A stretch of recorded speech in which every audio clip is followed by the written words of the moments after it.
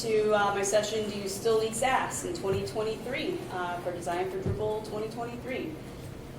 Yeah, this is going to be hopefully interesting, hopefully not boring. I'm going to be doing some code. I'm going to be showing some code pens. So it's going to be a little bit technical, but I won't get super far into the weeds. My main point will be more, do you still need Sass in 2023 with all the cool things that are in native CSS and PostCSS? So first off, if you don't know me already, my name is Aubrey Sambor. I am a lead engineer at Lullabot. I've been there for about 4 years.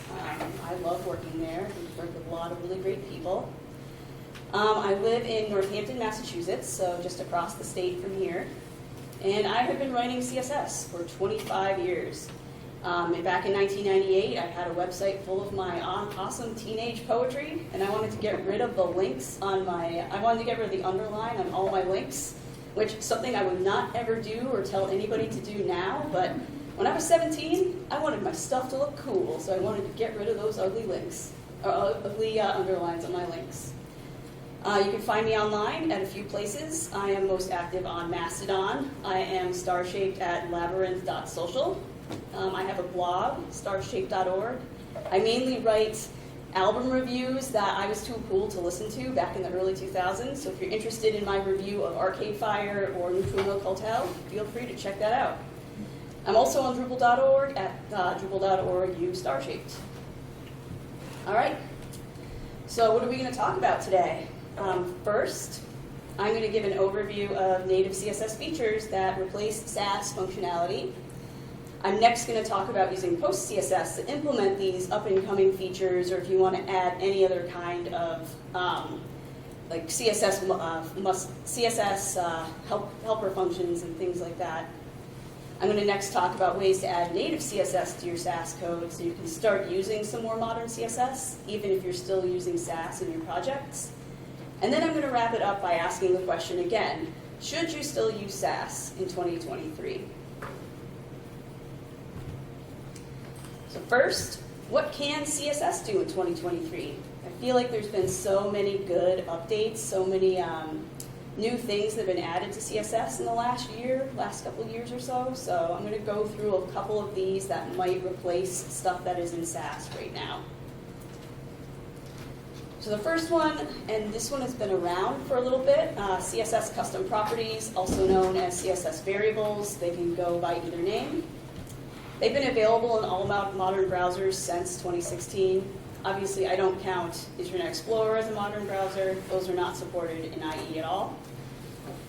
And these can be used in place of Sass variables in some places. If you haven't seen what these look like, you can see you just define this myAwesome variable in a root element in your code. And then to use it, you use var -- myAwesome variable in wherever you want to use that variable in your code. A good advantage of custom properties over Sass variables is that since they're not compiled into Sass like Sass variables are, you can actually change these on the fly using JavaScript. And that, I think, is a pretty cool thing about CSS custom properties. You're not reliant on the compilation of Sass. You can actually change things whenever you want. One disadvantage is you can't use custom properties as a media query variable. Like, for example, if you want to have, I want my medium -- medium to be 768px. You can't put that in a media query variable. But there is a way to kind of get around that right now, and I'll talk about that later when I talk about PostCSS. So I have a code pen demonstrating how these custom properties work, in case you haven't seen them. Make sure this works.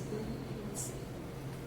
So I have a code pen here, and this is showing some HTML, CSS, and some JavaScript that I wrote.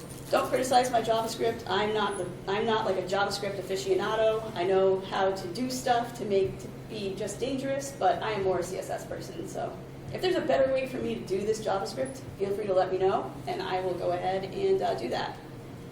But anyway, what I'm doing in this JavaScript is I'm saving my button as a constant, and then I'm going through my page styles using a getComputedStyle method to get everything in the document element.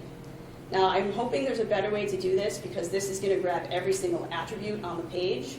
And all I really want, let's see, I can't scroll, there we go. I just want to get these two CSS custom properties that I've defined in this group here because this is what I'm going to be playing with.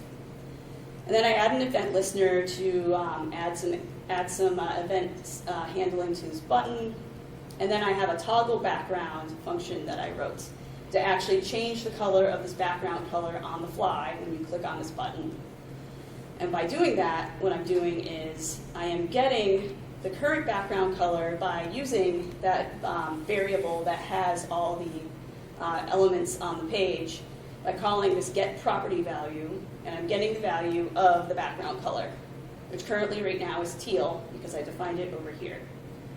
And I've got a basic if-else saying if the current background is teal, let's set that property. We're going to set this background style property to be pink instead. That way, that is changing the CSS custom property on the fly. I don't have to write any more like CSS or compile anything to get it to work. All I need to do is hit this button and it changes the color from pink to teal. Again, it's a pretty basic example, and I'm not sure if this is how I would actually do it in production code, but this was just to show that, hey, you can change some of these variables on the fly without having to do much of anything else. Just showing how powerful CSS custom properties are.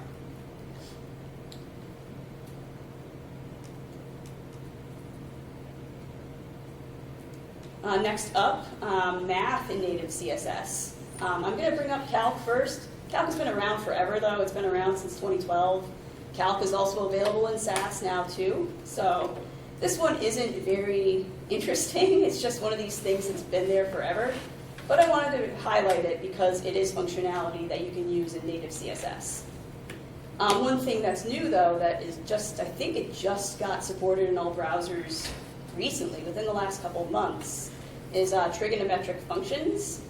So now you can do the cosine, the sine, the tangent, all the like a cosine, a sine, a tangent. I can't remember what those all do. I feel like I should know, but I don't remember. So I haven't found a use for them yet in my code, but I did find an example of a clock face example that uses trigonometric functions. I'm glad someone else wrote it, so I didn't have to. So I can show this really quickly. It's a CSS tricks article. I want to make sure it's readable here. And you can see that there's this code pen with a clock in it. And the numbers that are around this, the diameter of the clock, these are all placed using trigonometric functions in native CSS. I'll scroll down. Sorry for the flash on the screen if it's too much. But they're down here. There's a couple things right here. You can see in here, it's calculating the radius plus the radius, multiplying it by the cosine of the degree, which, again, I don't know how to figure out that math. Again, someone else did it, so I didn't have to do it. And you can see that all of this calculation here is doing this to place all the numbers equally around the diameter of the circle. And this is possible with these trigonometric functions that are now in native CSS. You were able to do these before with Sass. Sass also has these math functions, but now they're in native CSS, so if you're wanting to move away from Sass and you want to do cool things like clock faces or triangles or whatever else you want to do with trigonometric functions, you don't have to use Sass for that anymore. Next up are color functions. I'm only going to pretty much talk about color mix because it's pretty new in CSS. It just got supported in all major browsers. And this can be used in place of Sass's color functions, specifically the mix function, which works pretty similarly to color mix. There's one big difference between the native color mix and Sass's color mix, and that is there's a percentage that you put at the end of your mix definition, and it's reversed. Like, for example, if you're defining a color mix and you want to mix them 75% using the native Sass, you have to represent it as 25% using Sass's mix function. I didn't really look into why it's different, but it's different when I was doing my testing, so that's the way I would write it if I was doing it in both in native versus Sass. Also, I ran into a weird issue where I could not use a CSS custom property in the Sass color functions, and I'll show that too in my code pen that I have for color functions. So yeah, color mix is cool. I'm happy that they finally added these color functions to native CSS, because it's again another thing we can use instead of using Sass for this kind of functionality. So here is my example of color versus color mix in native CSS versus Sass. The one over here on the left is using native CSS color mix. The one on the right is using the Sass mix. And you can see, you'll see this thing. Is this big enough, or should I make it bigger? Good. So I have the two definitions here. I have container CSS, and this is the color mix that is built into native CSS. And you can see that the percentage down here is 85%. So I'm mixing this main color, which is this pink here, and my mix color is white, and I have those defined up here in my custom property definitions here.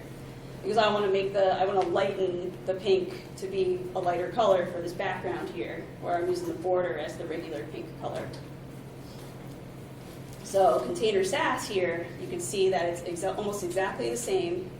Only I had to set the mix down here to be 15%, because if I had changed this to 85%, you'll see that it's not going to mix properly. That it's going to be a darker color. So I had to set it to 15.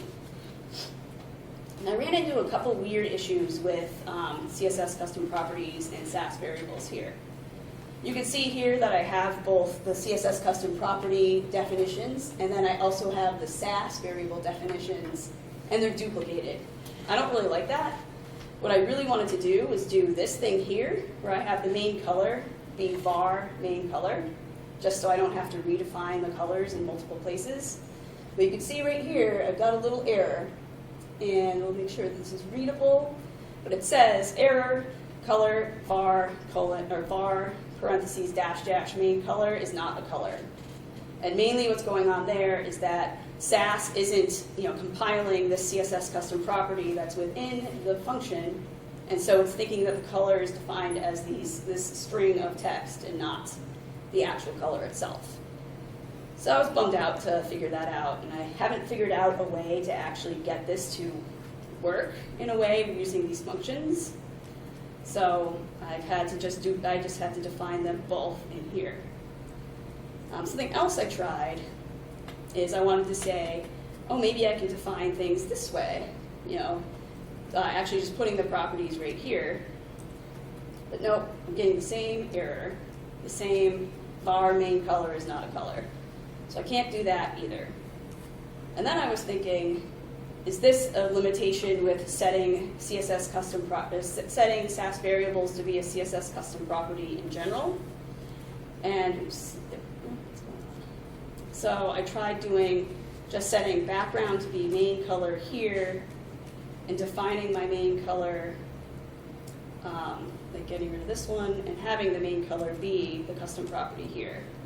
So right now I have, it would help if I did this. So now I have the main color, the Sass main color variable being the CSS custom property variable, and you can see I have no errors. So you can actually set your CSS custom property variable to a Sass variable and have it work. It's just not going to work within this specific scenario where you're calling these color functions. So it's kind of a limitation. I wish there was a way to get around it.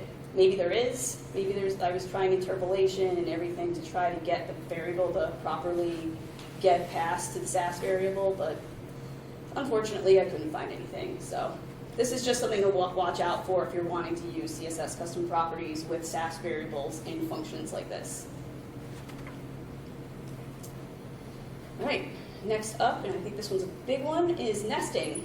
Nesting, I feel like, is a big thing that people are looking for native CSS to support, something that people use a lot in Sass.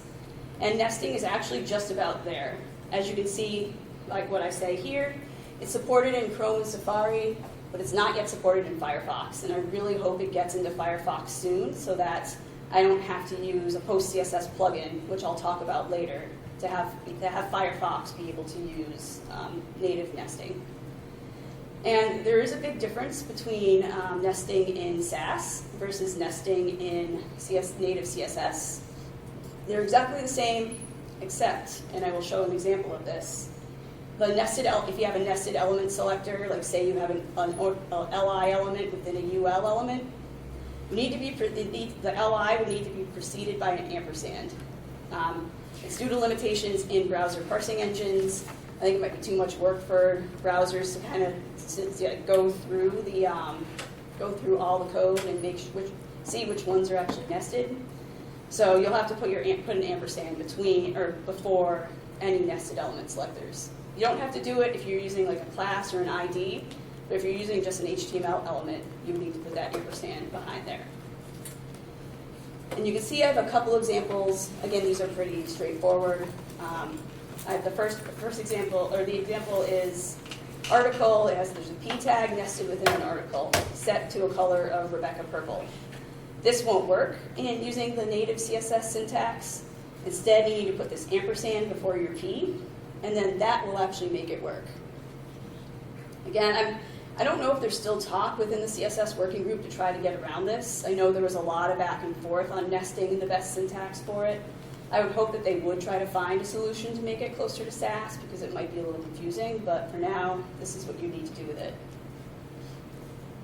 Next up, I'm going to show a nesting in CSS example. And this is the nesting in CSS that I created. I made, you can see I've got nesting all the way down here. Over here. And so I have a list item nested within the list. But wait a second, I'm in Firefox, so we're not going to see it. You're going to see instead my nifty supports, like little bar here that says my browser doesn't support nesting. Again, because I'm in Firefox and I don't have the PostCSS plugin in here to actually have it work in Firefox. So instead, I've got a Chrome window here, the same code, but now that I'm using Chrome, and Chrome supports nesting, you can see I've got a nice fuchsia bar that says, yay, your browser supports nesting.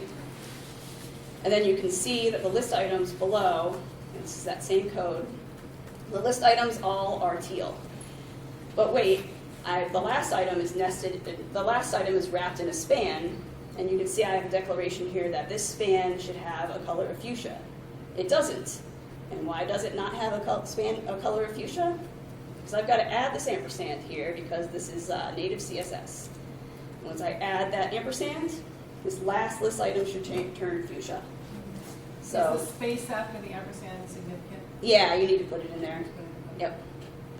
I think so. Let me double check. Yeah, it is. It's required if it's nested. Yeah. And you could do it ampersand dot. And that would be the same. Yeah.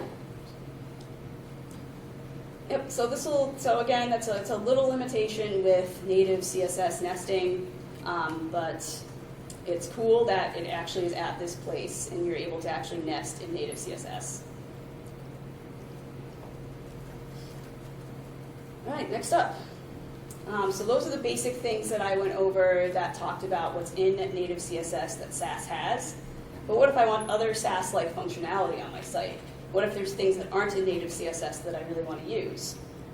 This is where I talk about PostCSS and how you can add other functionality to your CSS without using Sass. If you don't know what PostCSS is, it's a Node.js tool to transpile your CSS using various plugins. And there's a couple different types of plugins that I'll go over a couple examples of in the next couple slides. Some plugins replicate what's coming from the CSS working group. Some of them are plugins that add nice-to-haves to CSS that may not necessarily ever be part of a specification. And still others replicate Sass features or other features that might not ever be added to the CSS specification. It's if you're really wanting to have some of these Sass functionality that might just not be added ever. So here are a couple PostCSS plugins with future CSS syntax or syntax that already exists in the spec. The first one I'm bringing up, of course, is PostCSS nesting. And this follows that CSS nesting specification I was talking about before, where you have to add that ampersand before element selectors. I use this one on my site because my site, I want Firefox to have support. I'm a Firefox user, so I might be a little biased, but I would want Firefox to have nesting as well. So I use this PostCSS plugin on my site. Another one is PostCSS Custom Media. And this defines custom media following the custom media specification. And this is how you're able to use custom properties as media queries in your code. I think this is a specification that is coming. I don't know exactly where it is right now. I need to look at it again. But this is a way you can add custom properties as your media queries, and I find it pretty useful. I also use this one on my current site. Another one is PostCSS Media Min-Max, and that adds this range notation that is defined by the Media Queries 4 specification. This, I believe, is in all modern browsers now, but if you're needing to support older versions of modern browsers and you want to use this notation, go ahead and add this to your PostCSS plugin list as well. And then PostCSS Preset Env is a collection of a lot of plugins that are, I think they're all future CSS syntax. There are other PostCSS plugin lists out there in the internet, but these ones were specifically for, here are things that are going to come in CSS, and this is what you want. If you want to use them now, use this plugin.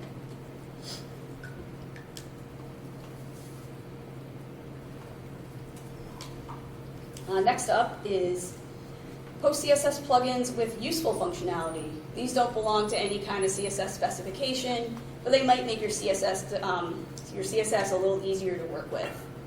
The first one is CSS Nano. It's a CSS minifier that's built on top of PostCSS. I've heard there might be some performance issues with this one in case you have a lot of code that needs to be minified, but I threw it in here in case you just wanted to have an easy way to minify your CSS. Another one that I like to use, and I'm pretty sure Drupal 10 uses this one too, is PostCSS PX to Rem. And this one converts your pixel units to rems. So you can write all of your CSS using PX, like you can say, font size equals 16 PX. And it'll transpile the code to turn that 16 PX into a 1 rem. So I find that pretty useful because I still think in pixels. I probably should start trying to think in rems, but it's a little bit of work, and I'd rather just think in pixels right now. So if you're the same way, use this plugin. And the last one, and I probably should have put this one more into replicating Sass functionality, but since it's not part of an actual spec for CSS, I put it in this category. PostCSS import, it transforms your import rules by inlining all the styles within a file. So I use this one to kind of mimic partial functionality, the partial functionality in Sass, where I will split up all of my CSS into smaller chunks, like carved.css, layout.css, and so on, and put all these imports in my style.css. So then when I transpile my CSS, it just inlines all my CSS within my style.css file, in case I just wanted to have it all in one file. So that's what I use that for mine. Again, I use this on my blog, and my blog does not have a ton of CSS. If you're wanting to componentize your CSS more and only have certain partials called on certain pages, you probably want to use import. But if you do want to call everything on the same page all the time, you can use this PostCSS import plugin. The last one, these are kind of ones that go off the beaten path a little bit. These ones are not, I don't think they're in the CSS working group radar at all. But these ones replicate some Sass functionality that you might miss if you move away from Sass. First one is PostCSS Mixins. It's a plugin that replicates mixin functionality in Sass. I think it is a very different syntax from the Sass mixin syntax, so it might be a little bit of effort to learn it. I haven't really looked into it that much. There's also one for functions, also one for map get, and then there's one called PostCSS Nested, which replicates Sass's version of nesting, which differs from the CSS specification. And I'll get into that in a little bit too. And then I have a list of PostCSS plugins from the PostCSS website. In this one, there's all sorts of funky things. All sorts of changing things to use Ben syntax. I'm trying to remember what other ones I saw in there. There was so many. Like, it's just like the possibilities are endless with using these post-CSS transpilation plugins. And so, kind of want to be a little careful with it because you don't want to like go too off the beaten path with your CSS. Next up, I'm going to go over the difference between post-CSS nesting versus post-CSS nested. This one took me a little bit to kind of figure out because I'm like, they're named similarly, and what's the difference between the two of these, and which one should I use and where? So the first one that I mentioned in here is post-CSS nested. This nested is the one that follows the Sass specification, and especially for the ampersand element that I was talking about earlier. If you're using the post-CSS nested plugin, you do not need to add the ampersand before your element selector like you would in the nested, the native CSS nested specification. So post-CSS nested basically replicates what you can do in Sass right now. So there's not really any updates to your Sass or CSS that you need to do if you use this plugin. And then there's also CSS nesting. That one's the one that follows the specification for the ampersand element. So if you're using the post-CSS nesting plugin, you need to add that ampersand before your element selectors. I use post-CSS nesting because I'd rather stay with the existing specification. But again, your mileage may vary depending on your code base and what you have in there. So, and my code base is very small. Like again, it's my blog. So there's not really a lot that I need to update in my. I just actually changed my blog from using Sass to native CSS, and I had maybe like 2 or 3 places where I had to add that ampersand. But again, if you're working with a big code base, this might not be practical for you. I think, let's see. And then I'm going to show a couple examples of using post-CSS. I'm not going to do any like transpilation or anything like that, but I'm going to show you 2 code bases that are using post-CSS. One of them is my blog that uses 11D, and the other one is Drupal 10, which uses some post-CSS plugins. Some of the, I think not everywhere in Drupal 10 is using it. It's Olivero, Claro, and I think 1 or 2 components or something in Drupal. But I can show you the difference between the 2 here. So this is my blog. Don't laugh at some of my, this is my like raw, like in progress, working on the code blog. So some of this code is not the best, so it's a little hard to show my code to an audience. But I wanted to show a couple important things that I have in my code, mainly this custom media declarations that I have up here. And I should move that out of the way so you can see. Should I make this bigger? It's good? Okay. All right, great. So I have 3 custom media declarations up here, small, medium, and large, and then I'm using that range notation to define all of my media queries here. So small is width that's greater than or equal to 30 ems, medium is width greater than or equal to 48, and large is greater than or equal to 64, and so on. And this is being possible now because I have let's find my, this is right. Nope, that's not right. This one. Because I have this defined in my 11d.js. This is where 11d does all of its post-CSS JavaScript work within this module exports here. And you can see in here, this is where all my post-CSS declarations are. I'm calling the px to rem first and replacing any instances of px with rem. And then I'm using my import to just inline all of my styles. Doing my custom media, which is getting those variables that I showed on this file right here. And then last, I'm minifying it all. And then it's returning it to the styles.css that I can probably open it if I remember where it is. And you can see this is how I write my styles.css before it gets transpiled. And when it gets transpiled, all of this code will just be living in this styles.css file, all minified. I think I had a couple more examples, just examples of how to use the the media query. You use a media query like how you usually do, where I just have the small with the range notation, and it works like a charm.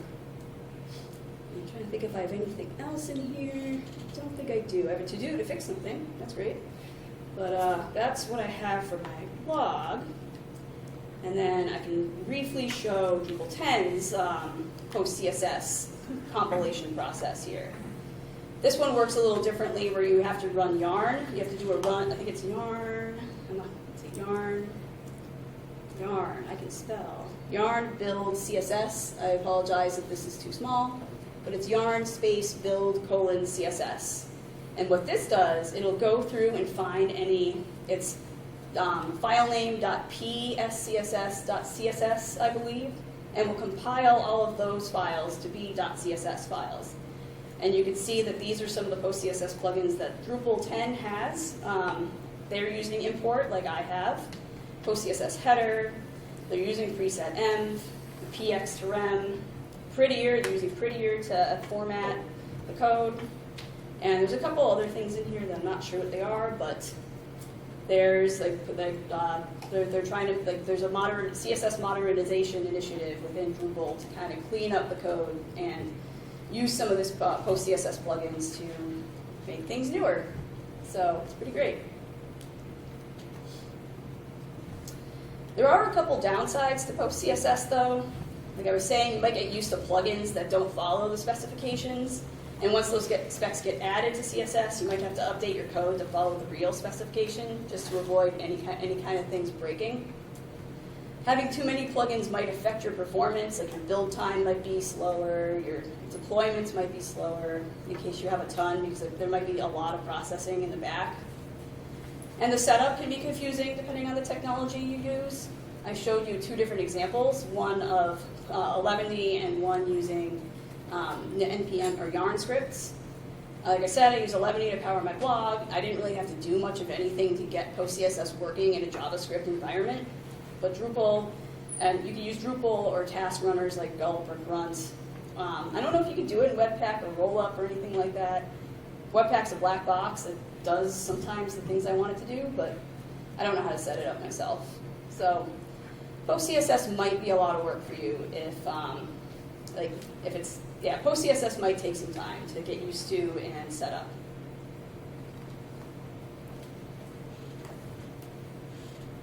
All right, all this is great. What if I still want to use Sass though? What if I don't want to move over to native CSS? What if I'm pretty happy with my current setup? Well, you can use some Sass and native CSS together. And this way you can start using some native CSS goodness in your existing Sass code. Mainly what I mean by this is that you can use custom properties with Sass variables. And I gave some examples of this earlier. Like I said, there's an exception where you can't use CSS custom properties within that color mix function that's in Sass, so you run into some problems there. And Sass has its own version of calc, which does work with CSS variables. And I really wanted to have a good way of showing how this stuff works, but CodePen has an older version of Dart Sass that doesn't support all the things I wanted to show. Where you don't have to, like now as of a newer version of Dart Sass 1.40, you don't need to interpolate your Sass variables to use within calc. But a caveat, CodePen still uses, I think, 1.33 or something. So I'm going to still show interpolation in my examples. And I'll show you what interpolation is in case you don't know what that word means. And you can use calc and Sass to get around having to use that math.div for the division operator in newer versions of Sass. That has been kind of a pain where, instead of just doing like 2 divided by 1, you have to do math.div, 2, 1. But you don't have to do that syntax for any other like math operators in Sass. It's just a newer Dart Sass fun thing that they changed. So here is an example of using custom properties with Sass variables. Again, this is a pretty straightforward example. This is an example where I define the background color and the container width within the root, set both of these, set the Sass variables for background color and container width to be these custom properties, and then I set the background color to be the Sass background color, and calculating the width of calc with the pound sign and curly braces. That's the interpolation I was talking about earlier, which you have to use in older versions of Dart Sass.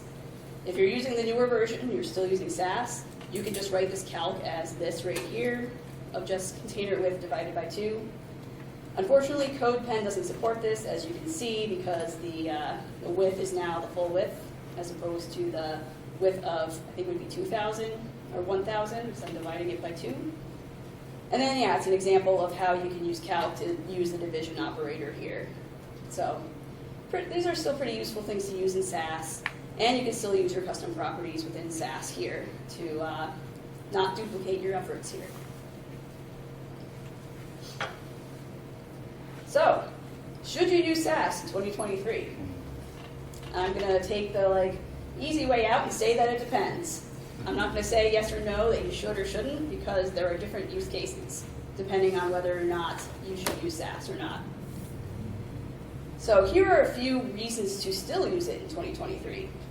I mean, Sass isn't going anywhere. It's been around for a long time. I think I've been using Sass since 2012, and so use it as much as you like.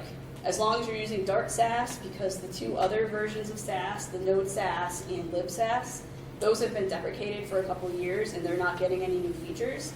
So if you're wanting to still use new features in Sass, make sure you're using Dart Sass in your setups.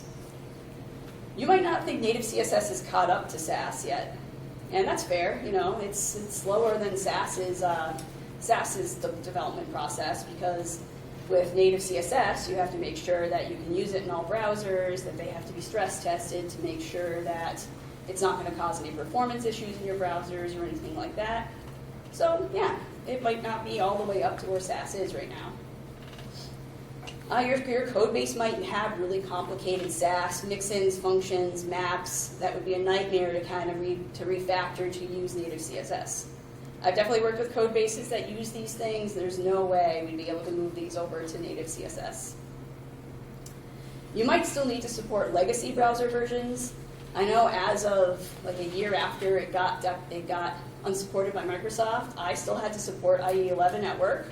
That was a huge bummer because I couldn't do anything fun. Or if you're needing to support older versions of Firefox or Chrome or anything like that, you might want to keep using Sass because everything will work as intended. And then similarly to the making use of complex mixins, functions, and maps, updating your code base to use native CSS would take too long. So you might not want to do that. And then lastly, still use Sass when you want to. I'm not going to sit here and say you need to move away from it. If you're liking it and it's getting your job done, keep on using it. All right, wrapping up. I'm just going to go over what I just spoke about. It's a great time to be a front-end developer with all the new advances in CSS. I gave a talk earlier this year at Florida Drupal Camp talking about all of the, oh yeah, I see you representing too, Florida Drupal Camp.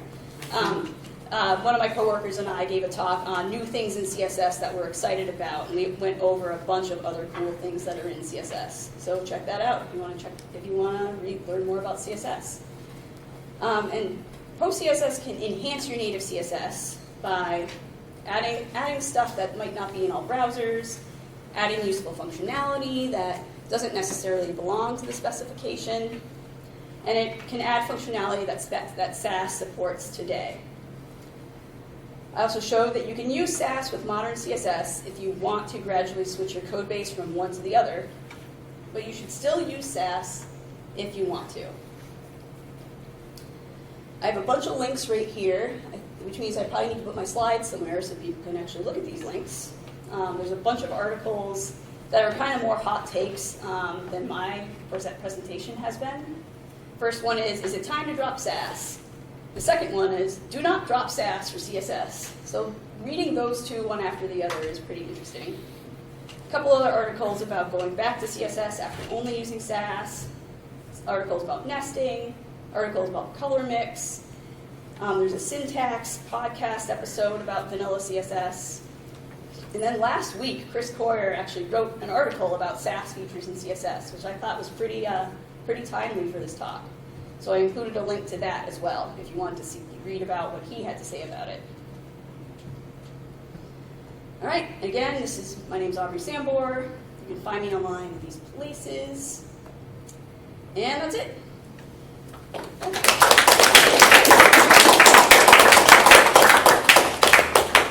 I think I've got about 5 minutes for questions if anyone has any. Yeah. Yeah, so with CSS nesting and the ampersand, does it still support when you do like ampersand : hover to be like, I want this parent but with the hover state? The question was, does native CSS nesting still support doing an ampersand : hover within, like, say, a link element? You know, I don't know, and that's something I should have put in my presentation. That's a good thing to test. It does. It does? Great, thank you. It does. It does special symbols. You can do ampersand dot class name. You can combine those, so then you have two classes. You can do media queries nested within, as long as you don't need the ampersand for that. Any special characters you can just use. Okay. I don't know if you even need an ampersand for the hover. You might be Oh, able yeah. to use that. Yeah. No, you do, because if not, it would be like any hover class. It would like be. Because I wasn't sure if the special 2 colons was enough, or single colon was enough to trigger it, but okay. Yeah, you need it if you want that element. But anyway, Yeah. play around with it. Well, like there are gotchas and like stuff, but Yep. it's fun. Yep, there's some conversation in the audience about play around with how the ampersand works in nesting. I gave a really limited example, but to find what it can do, fire up a code pen, fire up a local environment, and you can play around with it yourself. I'm probably going to do that too later on in my code pen, so thanks. All right. You did the background color example, so Mhm. I've been doing that. I haven't been getting it from CSS into JavaScript, so it's interesting to see. But what I've been doing is I've been using React to set the background color using an inline style, and then just putting the properties in there, and that way React can change it, dark mode, light mode, whatever colors it needs to.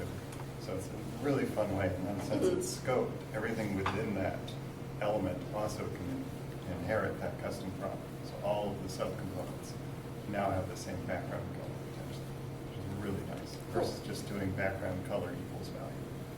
Yeah, there was a comment saying that using React to set the inline style of the background is a good way to make it reactive throughout your project, and that's pretty cool. I don't really do a lot with React, so it's pretty cool to know how to make things more reactive, and yet another reason to use custom properties.